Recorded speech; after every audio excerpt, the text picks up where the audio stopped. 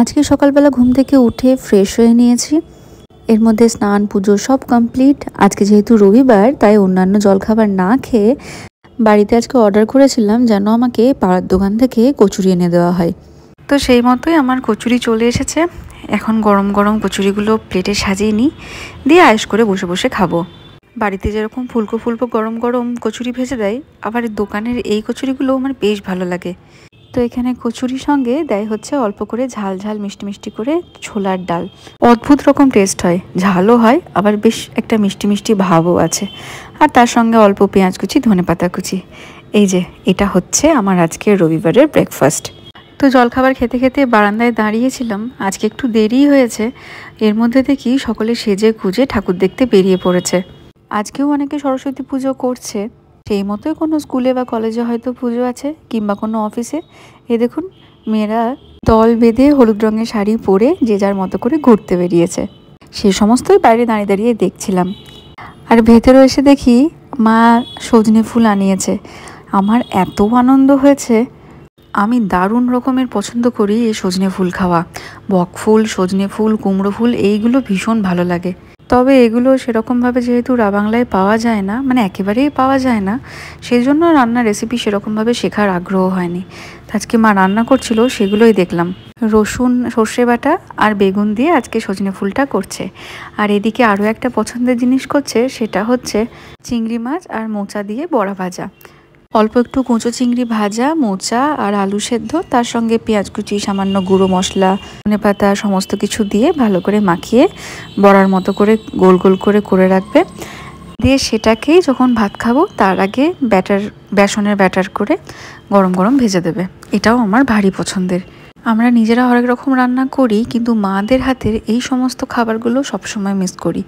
তাই বাড়িতে আমি যত দিন আছি মন ভরে এই সমস্ত খাবারগুলো আমি খেয়ে ফেলি। হাতে আর মাত্র কটা দিন, ফেব্রুয়ারি 10 তারিখে আমাদের স্কুল খুলে যাবে, তারপর আবার ফিরে যাওয়া। তো সেজন্য হাতে যে কয়েকটা দিন বাকি আছে বাড়িতে জমিয়ে খাওয়া দাওয়া করে নিই। তো এখন দুপুরে খাওয়া দাওয়ার সময় কি হয়েছে বলে দিই। এই যে এটা সর্ষে দিয়ে সজনে ফুল, এটা ছোলার ডাল দিয়ে থোড় করেছে, এটা সবজি ডাল, আর ওটা হচ্ছে মাছের ঝুড়ো, আর এটা হচ্ছে সেই বড়া ভাজাগুলো।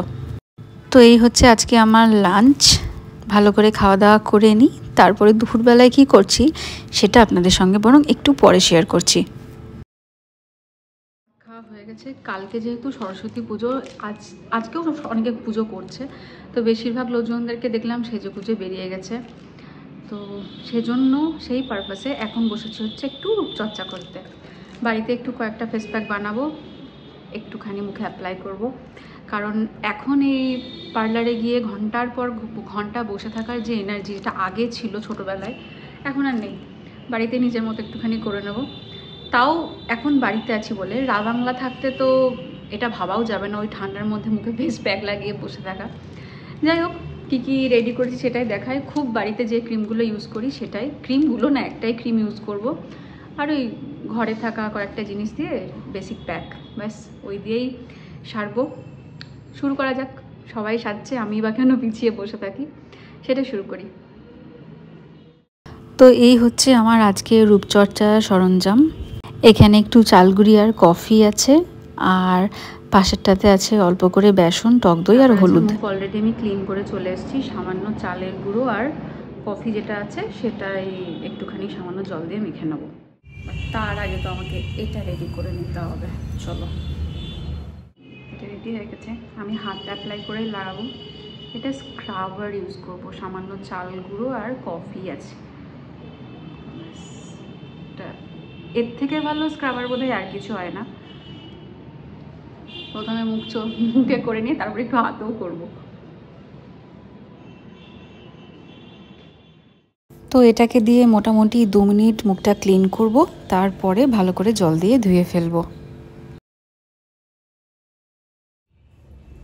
বেসিনের কাছে বসার এটাই হচ্ছে কারণ, বারবার আমায় কিছু করতে হবে না।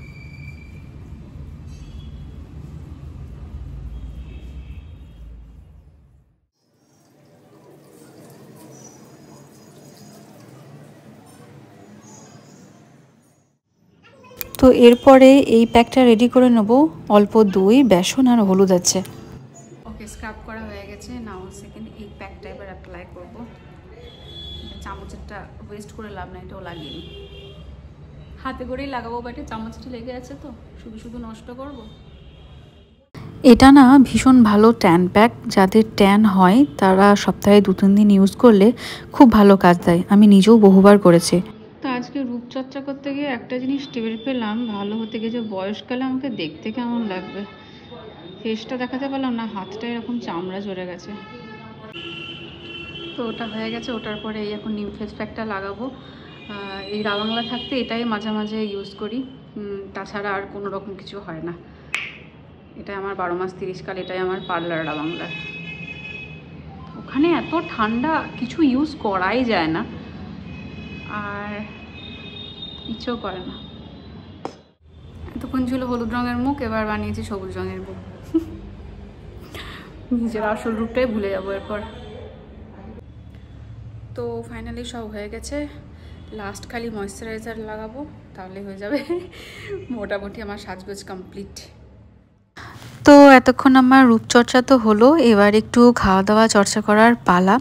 বাড়িতে থাকলে আমি দুপুরবেলা বা বিকেলবেলা সেরকমভাবে ঘুমোই না, ওখানেও তো একেবারে এই ব্যাপারে হয় না, কারণ স্কুল থাকে। তো ওই সারা দুপুর হাতে কোনো কাজ না থাকলে কি করব সেটাই খুঁজে বেড়াই। যাই হোক, সেসব করে এখন বিকেলবেলায় চায়ের জন্য একটু টাইয়ের প্রিপারেশন হচ্ছে। এখানে মটরশুঁটি, 1 কোয়া রসুন, অল্প একটু আদা, কাঁচা লঙ্কা বাটা আছে, তার সাথে নুন দেওয়া আছে, পেঁয়াজ কুচি, অল্প করে কিশমিশ, সেগুলো দেওয়ার পরে বেসন আর কাবাব মশলা ছিল বাড়িতে বানানো, সেটাও দিয়ে দিলাম। ভালো করে এটাকে বাইন্ড করে নেব। তো যখন একটু টাইট হয়ে আসবে সেগুলোকে কাবাবের শেপ দেব। আর তারপরে সবগুলো বানানো হয়ে গেলে এই যে আরও একটা জায়গায় অল্প করে সুজি ছিটিয়ে দুদিকে ভালো করে সেটাকে মাখিয়ে দিতে হবে। এই স্টেপটা করলেও হয়, আবার না করলেও হয়, চাইলে স্কিপও করা যায়। আমি তো বড্ড তেলে ভাজা খেতে ভালোবাসি, তো সেজন্য এখন চেষ্টা করি বাইরে তেলে ভাজা না খেয়ে একটু যদি নিজের মতো করে কিছু বানিয়ে খাওয়া যায়। এই যে খুব সামান্য তেল দিয়ে এরকম শাঁকা শাঁকা করে এপিট ওপিট করে বারবার পাল্টে পাল্টে এগুলোকে বানিয়ে নিতে হবে। আর চাইলে সামান্য কেউ ঘি দিয়েও এটাকে এরকম শাঁকা শাঁকা করে ভেজে নিতে পারেন। ঘি দেওয়াটাও কিন্তু একেবারেই অপশনাল, তবে কাবাবে একটু ঘি দিলে কিন্তু বেশ ভালো লাগে। আমি এখানে দিচ্ছি না, বিকেলবেলা একটু চায়ের সাথে বাড়িতেই তো খাবো, সেই জন্য স্কিপ করে গেলাম। এই যে এগুলো সব রেডি হয়ে গেছে, এখন চা নিয়ে বসেছি। আমি, মা আর দিদা একসঙ্গে বসে চা খাবো, আর বিকেলবেলা তো বেশ খানিকটা আড্ডা মারবো। আমার এই মটরশুঁটির কাবাব বা মটরশুঁটির বড়া ভাজা খেতে কিন্তু বেশ হয়েছে। আজকে মা এই চাটা বানিয়েওছে ভীষণ সুন্দর। তো চলুন আজকের ভিডিওটা এখানেই শেষ করছি। আজকের ভিডিওটা ভালো লেগে থাকলে লাইক, শেয়ার, সাবস্ক্রাইব, কমেন্ট করতে ভুলবেন না।